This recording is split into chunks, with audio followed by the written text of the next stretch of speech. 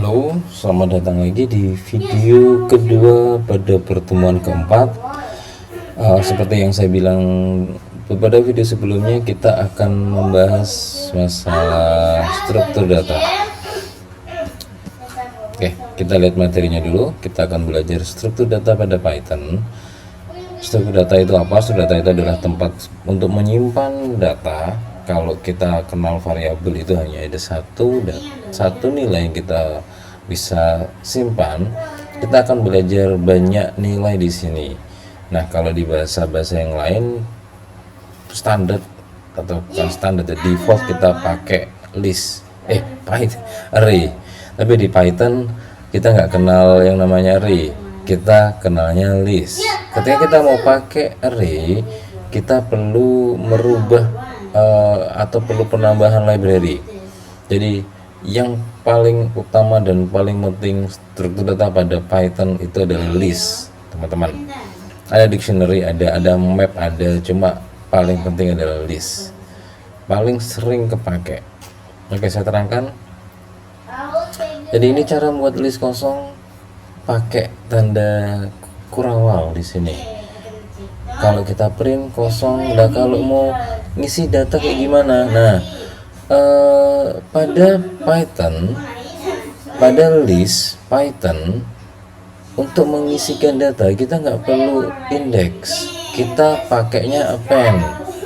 Defaultnya kita pakai append. Append itu berarti list itu adalah linked list sebenarnya. Jadi linked list. Jadi memang linked list dia. Jadi kita pakai operasi linked list di sini. Kita pakai operator append untuk nambah data. Jadi di sini contoh data append nanas, append apukat, append semangka. Nah, paling enak dari Python ketika kita ngeprint nggak perlu while kayak tadi, nggak perlu loop kayak pertemuan sebelumnya, kayak video sebelumnya. Kita hanya cukup print data, langsung muncul semua. Atau kita mau manggil satu data per indeks bisa pakai kurung kurawal, bukan kurung biasa ya, pakai kurung kurawal, pakai kurung siku di sini, 1 atau 2. Jadi perlu hanya pembiasaan aja. Mau pakai loop kayak tadi sudah saya terangkan nih. Nah, langsung for item in data. Mau pakai loop yang manual boleh. Jadi for i in range, mulanya indeks dari 0 itu juga boleh dihilangi karena kita emang mulai dari 0. Ini pakai len ya, cuma ini pakai len aja, len data. Jadi nanti ketika mau nyetak data gimana? Pakai indexing, karena kita di sini outputnya adalah number, jadi kita pakai indexing. Kalau ini nggak usah pakai indexing, kita langsung pakai objek. Simbol mana? Harusnya simbol yang di atas daripada yang di bawah di sini. Oke, boleh dipakai semuanya. Ini hanya saya memberitahu ada beberapa yang pilihan yang kita bisa pakai. Oke.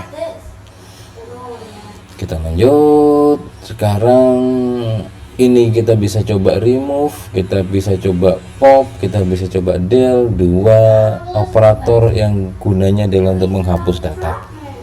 Jadi ini bisa dicoba langsung teman-teman. Ini ketika kita pakai 2 dimensi. Nah, ini perlu dicoba. Jadi ketika list itu memang satu dimensi aja list. Nah, kalau mau 2 dimensi kemana? Berarti list di dalam list. Data 1 ini adalah list yang paling luar, data 2 ini di dalamnya data 1. Ini contoh saya aja. Jadi ini data 2 di append terus pada for, kemudian data 2 kalau sudah for j-nya selesai baru di append ke data 1. Yang di print mana? Yang data 1. Karena data 2 dia akan langsung kembali hilang. Ini kita reload kosong. Jadinya 2 dimensi seperti ini. Perlu dicoba. Ini operasi pada list. Jadi manual ya, jadi manual kayak tadi. Nah, ini bisa dicoba. Nah, sekarang kita langsung lompat ke NumPy. NumPy ini apa? NumPy ini adalah sebuah library yang ada di Python untuk array. Nah, ini NumPy namanya. Jadi untuk mengimplementasikan pertama kita pakai import NumPy SPN sebelum kita mengisi data. SNP ini bebas, ini teman-teman bebas, ini hanya S aja. S itu berarti alias saja, terserah. Cuma default yang kita pakai adalah default semua orang di dunia kalau pakai NumPy itu S nya NP. Jadi di sini, jadi ini bisa diikuti teman-teman cara membuatnya array kosong seperti ini. Kalau mau diisi dengan nilai kosong pakai zeros kayak gini. Oke, selanjut operasinya ketika pakai NumPy, karena kita pakai library, jadi A tambah B cukup hanya seperti ini, A minus B hanya cukup seperti ini, A dikali B cukup seperti ini. Nanti kalau mau dot product beda lagi. Nah, jadi NumPy ini sangat ajaib. Jadi perkalian, pengurangan, pembagian ini langsung bisa mengikuti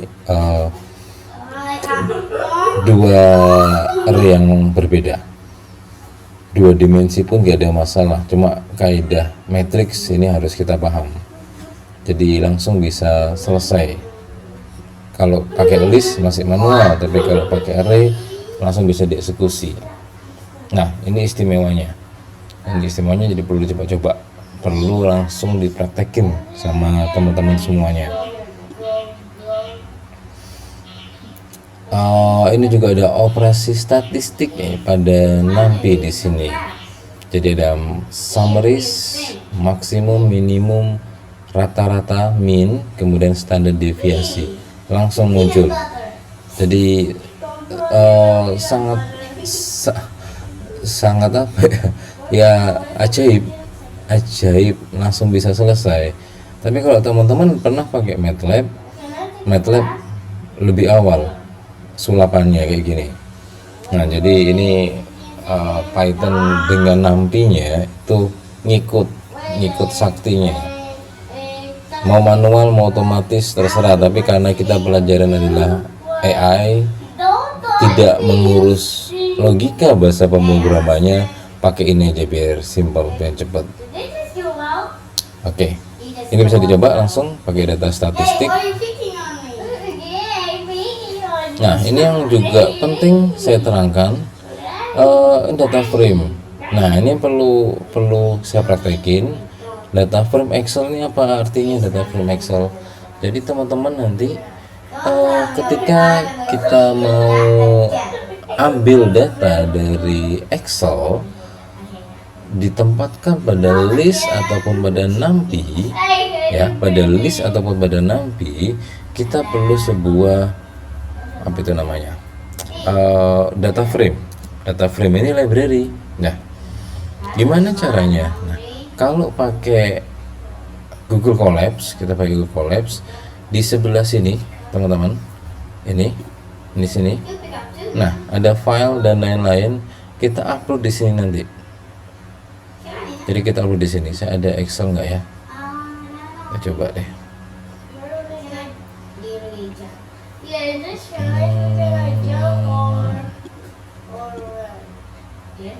Nah, ini masih ada Excel sampel di sini. Berarti di sini sudah ada. Taruh di sini, taruh di luar aja biar nggak bingung. Kalau dimasuk-masukin nanti kita patch-nya akan harus ngikuti, tapi taruh di sini aja. Kemudian kita pakai yang namanya dependency ataupun import. Nah, ini baru pakai import pandas SPD, boleh panda boleh pandas. Saya langsung praktek ya, langsung praktek aja. Kita pakai di sini import pandas panda. Ini boleh mau pakai panda mau pakai PD, gak ada masalah. Saya pakai ini biar beda. Kemudian langkah selanjutnya kita bikin sebuah variabel df, itu artinya adalah data frame. Kemudian ini pandanya read Excel. Di file selanjutnya nanti, di materi selanjutnya nanti kita akan pakai CSV. Jadi sekarang kita pakai Excel dulu. Data frame atau kita mau pakai samain ya. Panda read di sini bukan CSV tapi Excel karena data kita yang dipakai adalah Excel. Excel sample.xlsx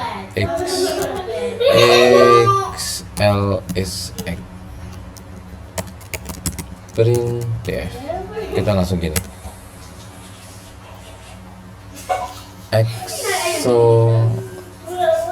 example, sorry, di sini example.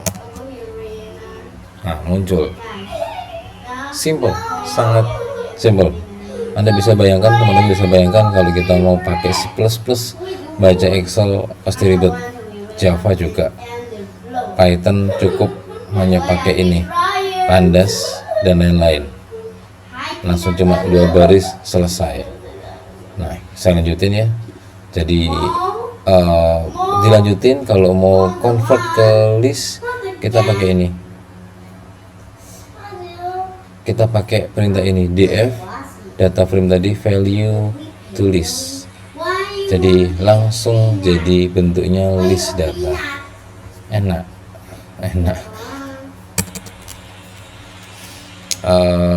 Data list sama dengan df value to list. Kalau nggak salah gini, pakai kecil.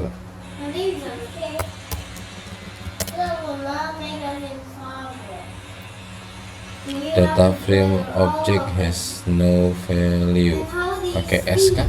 Benar. Di print belum. Print data list.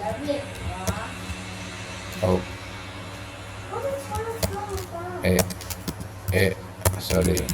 Print data list. Nah, ini bentuknya list gini, manjang gini. Kalau bentuk numpy bisa. Kalau bentuk numpy nanti convertnya gini. Kalau tadi ini saya panggil satu ya.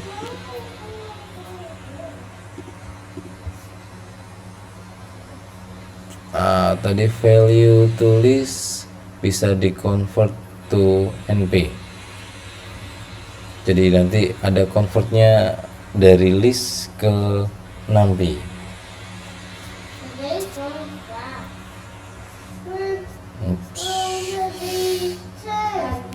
Nah, saya lanjutin gitu caranya, ngambil datanya kemudian kita proses rata-rata ataupun yang lainnya, langsung ikut ini ya teman-teman semuanya. Kemudian ketika kita pakai list, ketika kita pakai CSV, ketika kita pakai list lagi, kita pakai CSV, data yang tadi ataupun kita nanti ketemu data CSV, bisa data Excel tadi kita rubah ekstensinya dari CSV untuk latihan. Kemudian caranya read CSV, jadi hampir sama semuanya, caranya hampir sama. Nah, kalau kita nggak pakai argumen separate, pemisah, maka datanya kayak gini, berantakan. Nah, kita harus sesuaikan. Kemudian kalau kita mau pakai biar rapi, kita pakai separate gini, titik koma. Artinya nanti yang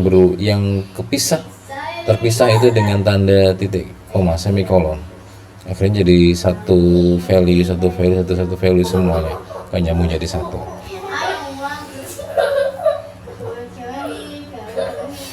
Oke, dicoba semuanya teman-teman.